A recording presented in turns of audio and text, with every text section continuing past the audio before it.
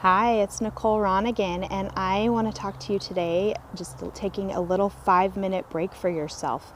This is day number 5 in my Take Time for Mom or Take Time for Yourself little series. It's a 30-day challenge to just take 5 minutes out to do something nice for yourself, especially if you're always taking care of everybody else. And I have a little funny thing that happened to me yesterday that I wanted to share, and then an oil hack to help support you in saying no. So I'm getting much better at saying no, but I did grow up in a family where I always wanted to help out. I have a personality to help out. And it was kind of imperative that I was always looking around for the needs of others, and I always felt it was my responsibility to keep everybody happy and things running smoothly in my world. And so some codependency kind of developed, and I've worked really hard in my 40 years to unlearn that, but it still crops up. So yesterday I had made a decision. I have this novel that I've been wanting to read, and we live in an RV full time, and so we don't have like a couch, like an overstuffed, comfy arm of the couch that you can just lay on the couch and read all day kind of couch.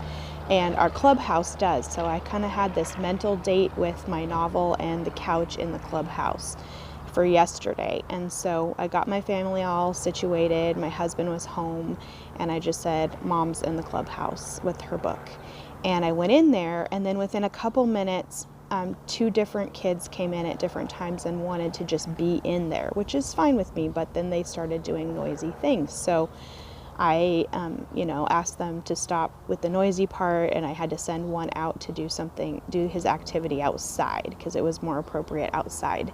And I was fine with that, but I did kind of feel like, I don't want them to think I don't want them around me. That mom guilt started to creep up.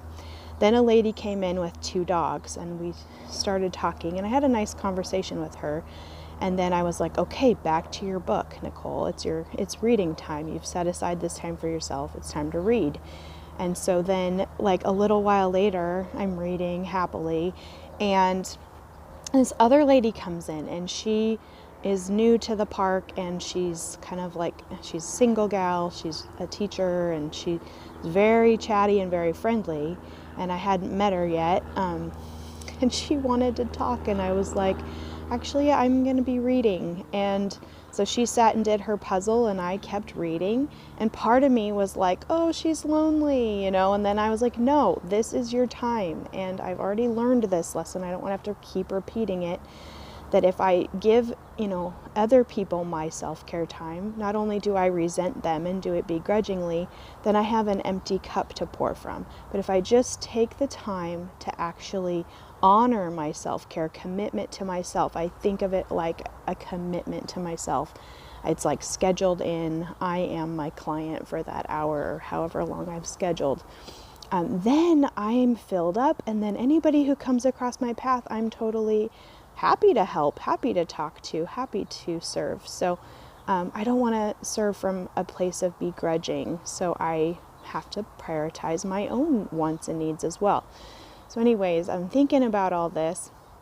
And at the end of the night, she goes back to her RV, and she's like, man, maybe next time there'll be some more people to talk to. And I said, yeah, I hope so. And I said, I've just really enjoyed this time on the couch with my book. I don't get that a lot with, 6 people in a camper. And she's like, oh, she wasn't offended or anything, and it was fine. So here's what we do. This is from our touch kit. This is what we do. We put oregano, the oil of objectivity, right on the back of our brainstem. And I've already done this morning. And then we detach from worrying about what other people think at the expense of ourself and our own needs. And this is great for also like not doing what we feel called or inspired to do because we're worried about judgments of others. We're worried about ruffling feathers, things like that. So it's just a great little neuro rewiring hack that you can put at the base of your brainstem there to support feeling like it's okay to take some time for you. So this has been a 5 minutes for mom, or if you're not a mom, 5 minutes for yourself little tip on being able to take 5 minutes to say no.